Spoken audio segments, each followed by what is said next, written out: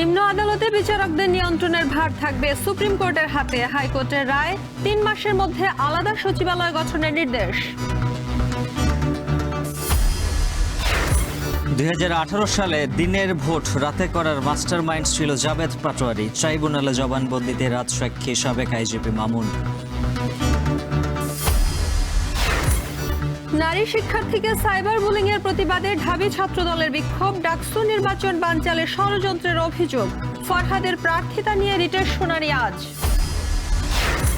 ৬ দফা দাবিতে বাংলাদেশ কৃষি বিশ্ববিদ্যালয়ের বিভিন্ন ভবনে তালা। রেলপথ অবরোধ। প্রক্টরের পদত্যাগের দাবিতে চট্টগ্রাম বিশ্ববিদ্যালয়ে বিক্ষোভ।